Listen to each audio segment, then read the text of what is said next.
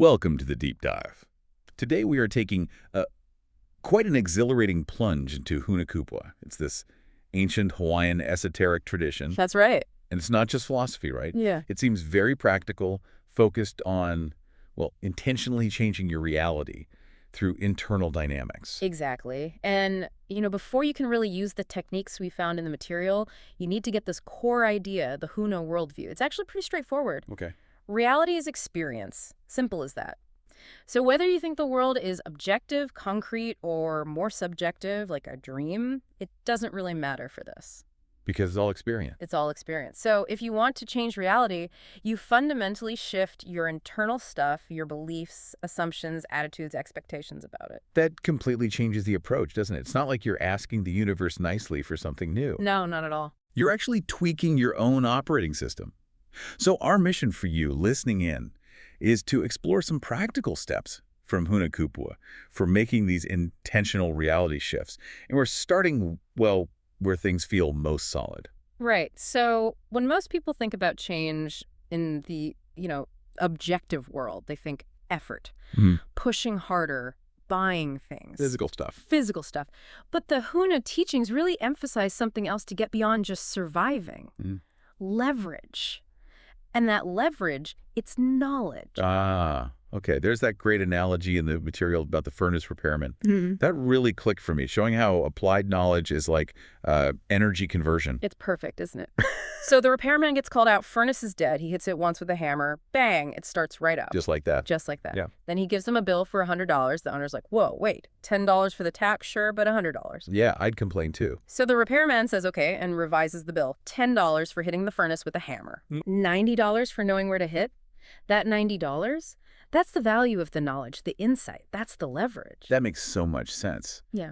And what's really interesting is how the readings then connect this, like, metaphysical idea of knowledge right back to our physical bodies, specifically dendrites. Yes, exactly. Dendrites, those branches on nerve out. cells, right? They connect neurons, pass information around.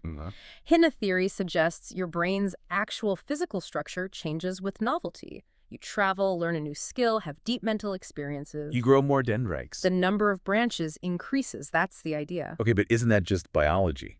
Why is Hina focusing on this specific physical change? Is that the magic? Well, it's foundational. Think about it.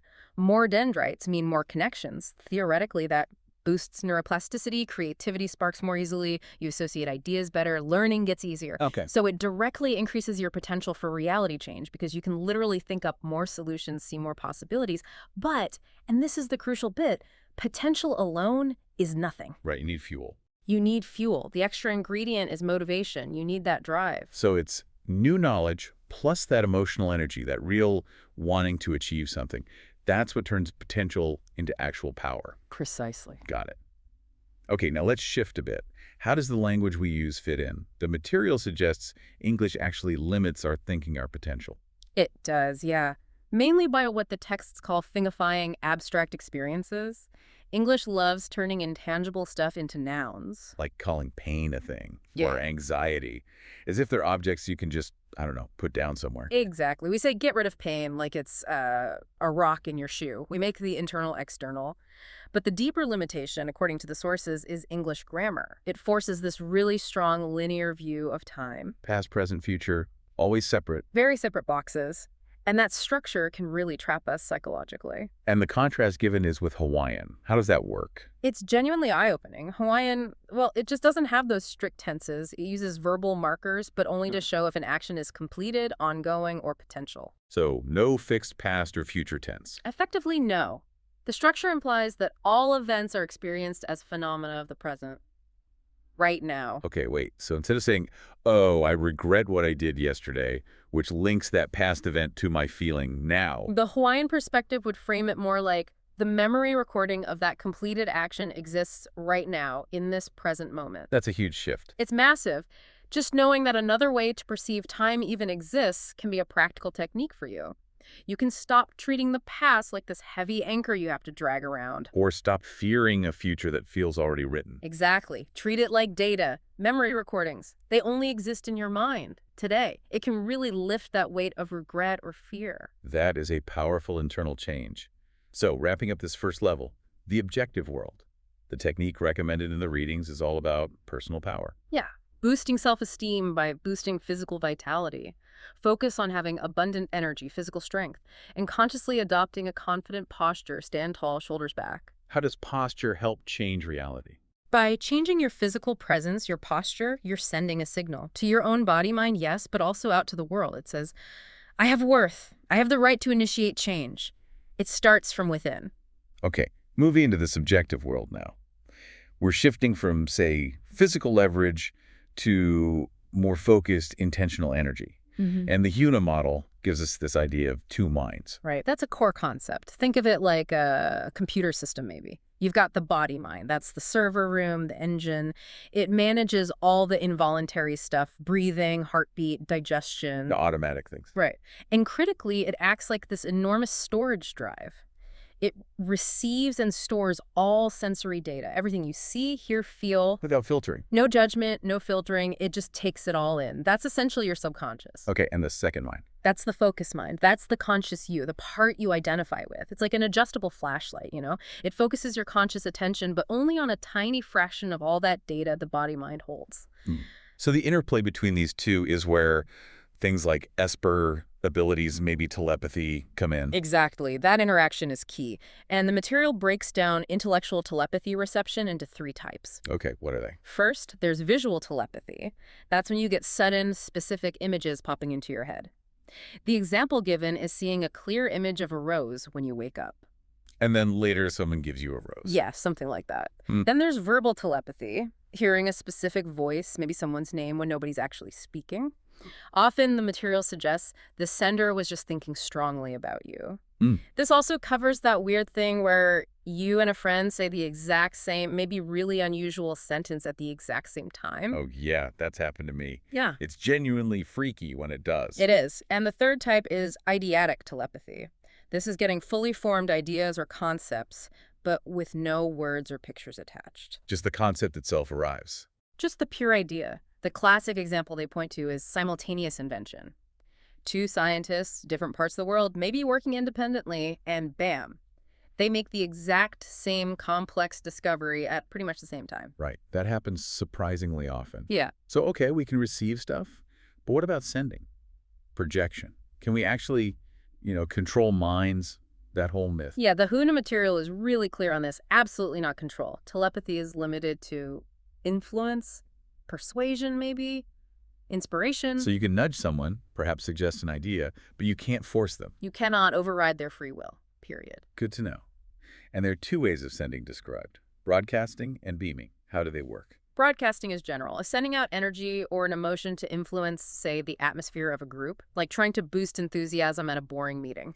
Okay. The steps are pretty straightforward. First, energize. Deep breathing.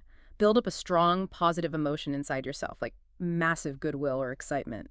Second, visualize. See the outcome you want, the group feeling that enthusiasm. Third, project. Consciously desire that energized idea to flow out from you to everyone. Okay. And beaming. Beaming is targeted. Laser-focused projection towards one specific person or even an object. Right. The material had a really striking example of, unintentional broadcasting or beaming. The political rally story. Oh, yeah. That's a powerful one. It really shows the force of crowd energy. This person was at a Richard Nixon rally years ago. Okay. They're pretty neutral about Nixon, not a strong supporter or opponent. But at the end, when Nixon did his famous V for Victory gesture, the emotional charge from the huge crowd was just immense. What happened? They described feeling physically lifted, like pulled upwards, suddenly shouting and waving their arms just like everyone else, totally caught up in that massive wave of shared emotional projection, just swept away. Wow. That's intense. That's raw energy transfer. Absolutely. But intentional beaming can also work on non-humans, apparently, based on that Huna principle that everything is alive and aware. Like the bird example. Exactly. Someone successfully guided a scared bird out of a room with high ceilings. They just visualized a path of golden light leading to the open door. And the bird followed it. Followed it precisely.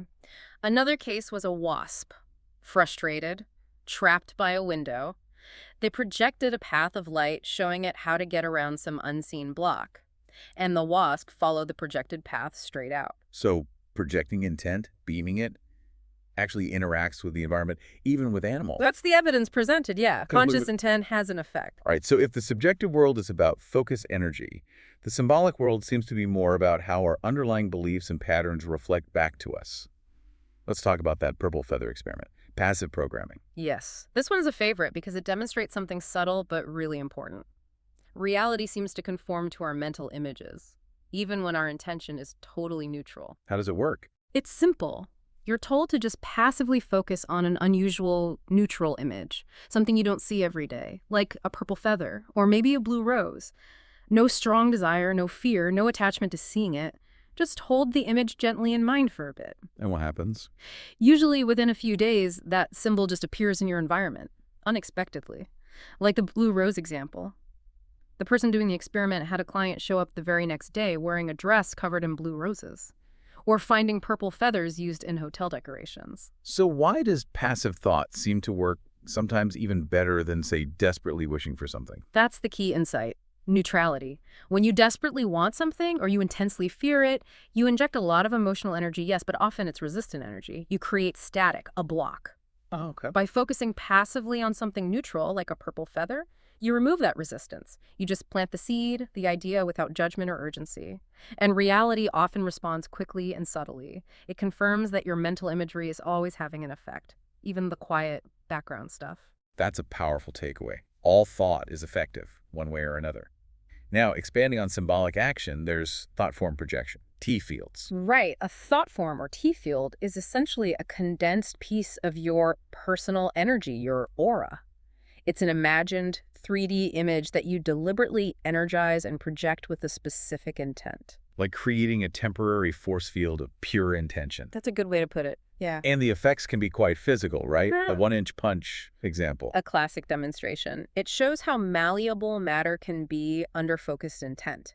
You concentrate your energy and intention into your fist, maybe place a phone book against someone's stomach for safety. Then you move your fist maybe only an inch, very little physical force. But the projected thought form, that energy impulse, can knock the person backwards several feet. It's not about muscle, it's about the focused energy projection. Okay, that's pretty dramatic. Finally, let's go to the highest level described, the holistic world. This is where shamans operate, using a skill called grokking. What is that? Grokking. It's a deep one. It means profound experiential understanding, like knowing something completely from the inside. You influence it by, in a sense, becoming one with it.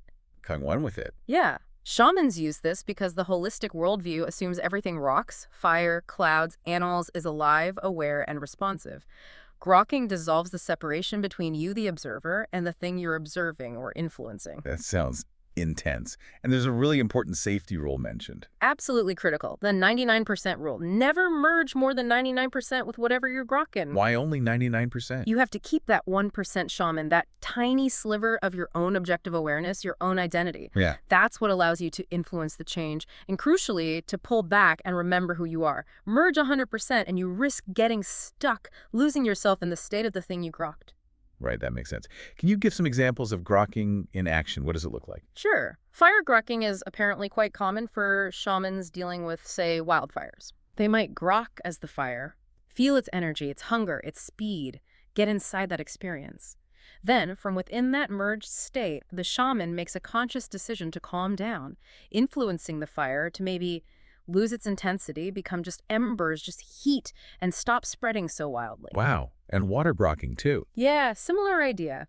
Used to diminish threats like a tsunami approaching land, or maybe on a smaller scale, coaxing clouds to provide shade over crops during a harvest. And that Kilauea lava flow example is really interesting because it shows the limits, too. That one is fascinating, yeah. A shaman's friend had their house directly in the path of an advancing lava flow on Kilauea. Oh, no. So the shaman grokked as the lava, became the lava flow, felt its movement, and from within that state made the conscious decision that the lava would not touch that specific house. And did it work? It did, in a way. The lava flowed completely around the house, leaving it untouched, like an island. But because the lava still flowed everywhere else, it completely cut off the property, destroyed all the utility lines, roads. The house was saved from burning, but it had to be abandoned anyway. So a partial success. Yeah. It shows influence is real, but maybe works within the bounds of what's physically possible. Exactly. Influence, not absolute control over physics.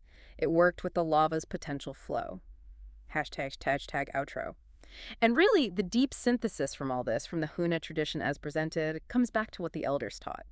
These four worldviews, objective, subjective, symbolic, holistic, they're just viewpoints, perspectives. Not necessarily levels you climb. Not a strict hierarchy, no.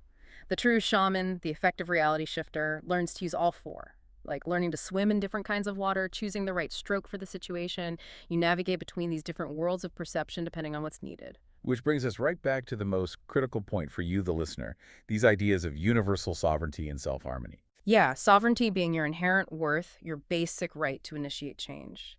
And self-harmony. That's the state of internal alignment. Body, mind, spirit all working together, no internal conflict.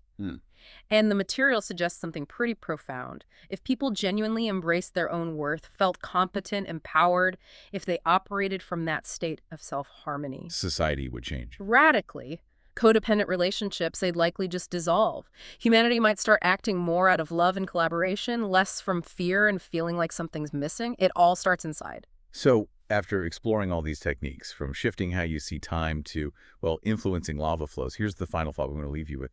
Thinking about that concept of self-harmony, what one small internal shift, maybe in a belief, an expectation, even just your posture, will you make today to assert your own sovereignty and begin nudging your external reality?